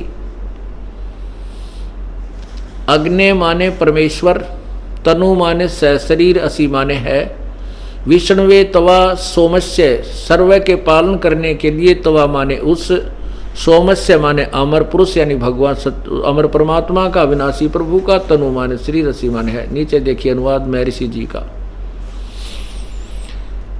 सच्चाई को छुपाने के लिए, अपनी अधूरी सोच को परखने के लिए स्वामी दयानंद जी ने कितना अनर्थ किया है। हे मनुष्यों, तुम लोग जैसे मैं जो हवि अग्नि, अग्नि माने बिजली प्रसिद्ध रूप, अग्नि के तनु माने शरीर के समान, असी माने है। इसकी सेंटेंस की कोई सेंस भी नहीं बनती। ये कहना क्या चाहते हैं स्वामी जी? जबकि सीधा अर्थ है अग्नि माने परमेश्वर और तनु माने शरीर, असी माने है। आगे है तवा माने उस, इन्होंने लिखा है उसको विष्णुवे माने यज्ञ की सिद्धि के लिए स्वीकार करता हूं। जो सोमस्य माने जगत में उत्पन्न हुए पदार्थ समूह की, तनु माने विस्तार पूर्वक सामग्री, असी माने। देख के क्या अनर्थ कर डाला। अब ये देखिएगा इसी 5वें अध्याय के 35वें श्लोक में स्वयं ही कहते हैं कि तनु माने ना, सोम माने परमेश्वर। ये देखो ये 35वां श्लोक है। सोम, ये सोम माने ऐश्वर्य देने वाले जगदीश्वर, सोम। और पुण्यात्मा यहाँ देखिए फिर सोमस्य, हम इसको सीधा अर्थ कर लें सोमस्य। विष्णवे तवा सोमस्य, सोमस्य माने उस जगदीश्वर का, तनु माने शरीर, असी माने है। किसी भी डिक्शनरी में उठा के देख ले, तनु माने शरीर, असी माने है। अब इन्हीं के द्वारा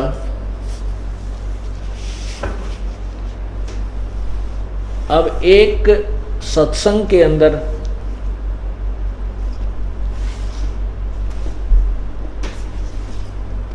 हर प्रकार के श्रोता आते हैं, प्रथम बार भी आए होंगे और कुछ एक को स्पेशल प्रार्थना करके भी हमारे भक्त लाए होंगे। इसलिए उनको भी पूर्ण रूप से समझाने के लिए कि अग्नि माने परमेश्वर होता है।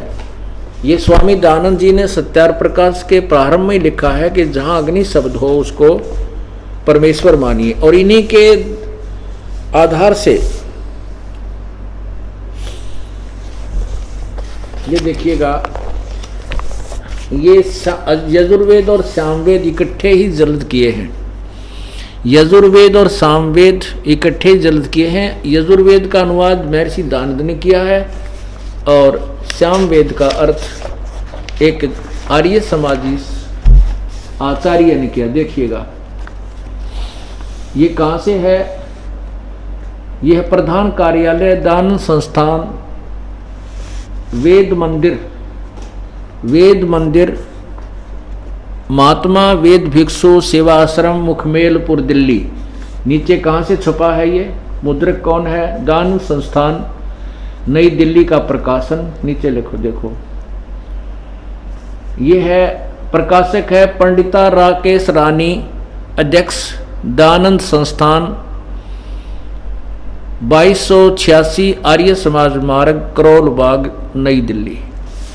इसमें अग्नि माने ये सामवेद में, ये देखिएगा ये सामवेद यहां से प्रारंभ होता है।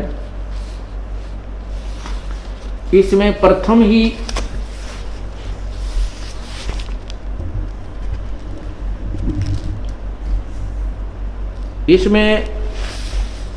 ही अध्याय में क्या लिखा है, अग्नि। देखो ध्यान से, अग्नि माने हे परम ईश्वर। नीचे देखो जल्दी का, अग्नि माने हे परमेश्वर, अग्नि माने ईश्वर को, अग्नि माने परमेश्वर, अग्नि माने परमेश्वर, अग्नि माने हे ईश्वर, अग्नि माने हे ईश्वर। ये देखो अग्नि माने हे ईश्वर।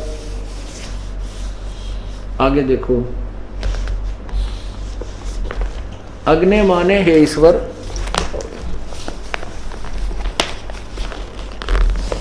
अग्नि माने हे परमेश्वर।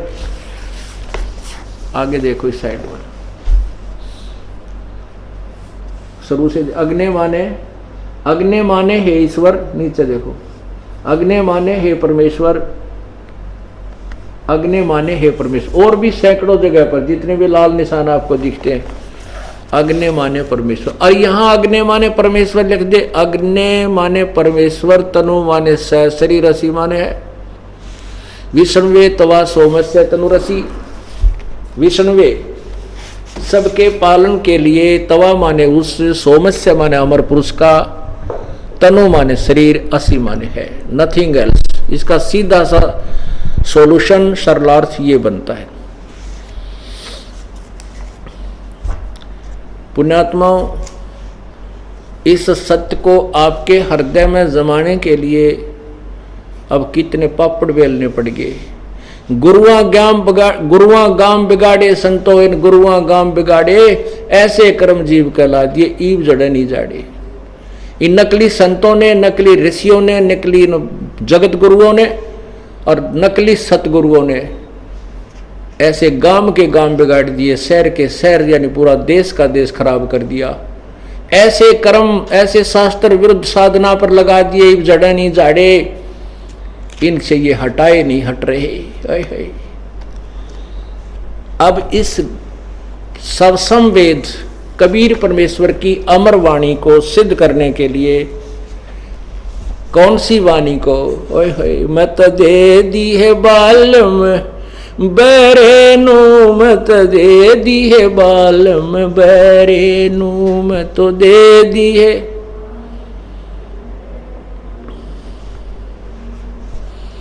श्वेत छतर सिर मुकुट विराज, देखत ना उस चेहरे नू। श्वेत छतर सिर मुकुट विराज, देखत ना उस चेहरे नू। गरीब दासिये वक्त जात है, रोवोगे इस पैरे नू। गरीब दासिये वक्त जात है, रोवोगे इस पैरे नू। मैं तो दे दी है बालम, दे दी है बालम बैरे नू। मैं तो दे दी है।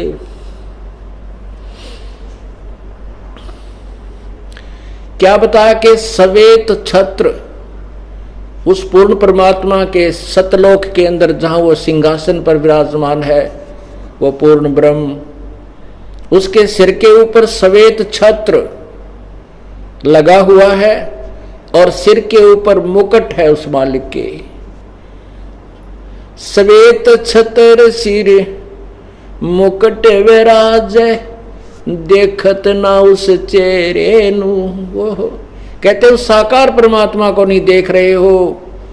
और गरीब दास ये वक्त जात है, रोवोगे इस पैरे नू।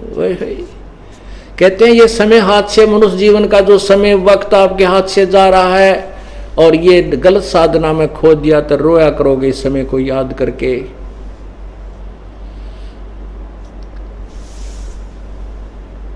ऊंची थलियां खेती बोवे, ये भूल गए नजर डरे नू। कहते हैं ऊंची थलियों पर, पहले सिंचाई साधन ट्यूबवेल्स वगैरह नहीं थे और ये व्यवस्थित कैनाल भी नहीं थी, वर्षा पे आधारित होते थे खेती। तो परमात्मा क्या बताना चाहते हैं कि उस खेती जो तुम अपने उस डहर होता है उपजाऊ जमीन, झील वाली नीचे स्थान वाली को डहर, और ऊंचे स्थान पर जो उसको थली बोलते हैं। तो वर्षा होती है तो थलियों पर तुम, उस ऊंची थलियों के ऊपर तुमने बीज रखा है। उस जो अपने डहर को, जो उपजाऊ जमीन है जहां पर वर्षा का पानी ऊंचे सतलों पर बरस के भी वहां आके रुकता है, जो अच्छी फसल देता है, उस डहर में तुम खेती नहीं कर रहे। उस उपजाऊ जमीन को छोड़कर जो धन देती है, ऊंची थलियों के ऊपर तुमने बीज लिया, जो कि वहां आपको कोई लाभ नहीं हो रहा। अर्थात पूर्ण परमात्मा की साधना ना करके आन उपासना, अन्य देवताओं की पूजा पर आप अपना जीवन व्यर्थ कर रहे हो। उसको समझाने के लिए कहते हैं ऊंची थलियां खेती कर दे, भूल गए निज डेरे नू। और श्वेत छत्र सिर मुकुट विराजे, देखत ना उस चेहरे नू। ये संसार समझदा नाई, कहंदा श्याम दोपहरे नू। ओए होए, ये संसार समझदा नहीं, कहंदा श्याम दोपहरे नू। ओए होए। अब हम कहते झूठे सुख को सुख कहे, ये मान रहा मनमोद। हम इस झूठे सुख को सुख मान रहे हैं। उसी के विषय बता रहे हैं कि ये संसार समझदा नहीं, कहंदा श्याम दोपहरे नू। जैसे किसी व्यक्ति ने शराब पी रखी हो और जून के महीने में दिन के 12 बजे बाहर पड़ा सड़क पर, उसको कोई कहता है कि उठ ले भाई, बहुत गलत जगह पड़ा है, तो तेरे पसीने आए पड़े हैं। वो कहता मत छेड़ा मुझे, क्योंकि उस नशे में उसने पता ही नहीं। वो कहता नहीं मौज हो रही है यहाँ पर, मत छेड़ मुझे। अब वो नशे में पड़ा, उसको पता नहीं तेरे जो है ना यहाँ मरेगा तो गर्मी के अंदर। हम काल के लोक में एक दूसरे को देखकर अपने दुख को हल्का मानकर सुखी मान रहे हैं। एक व्यक्ति का एक का बेटा था, उसकी मृत्यु होगी। एक के 3 बेटे थे, उसमें से एक की मृत्यु होगी। अब जब व्यक्ति इकट्ठे होते हैं, किसी के मृत्यु होती है तो चर्चा चलती है कि देख भाई उस फलाने व्यक्ति का एक का बेटा था बेचारे का, वो भी मर गया। तो जिसके 3 नाम थे, एक मरा है, वो 9 सबर करके संतुष्ट हो जाता है, हे परमात्मा उससे तो मैं सुखी, उसका एक का था बेचारे का, वो मर गया, मेरा तो एक का मरा है, अरे तेरा बच बुलाओ यो। तो यहां परमात्मा कहते हैं इस झूठे सुख को सुख है ये मान रहा मनमोद, ये सकल चबीना काल का, कुछ मुख में कुछ कोट। तो गरीबदास जी महाराज परमात्मा कहते हैं, कबीर परमेश्वर की महिमा बताते हुए गरीबदास जी कहते हैं, गरीबदास ये वक्त जाता रोग इस पैरे, ये मनुष्य शरीर एक बार हाथ से छूट गया, कहते हैं कुत्ते बन के ऊपर को मुंह करके रात्रि में रोया करोगे, या के बनी हमारे संग में। इसलिए उस पूर्ण परमात्मा की भक्ति कीजिए, उसी से हमें लाभ होगा। बोलो सतगुरुदेव की, सत साहिब, बोलो सतगुरुदेव की जय हो।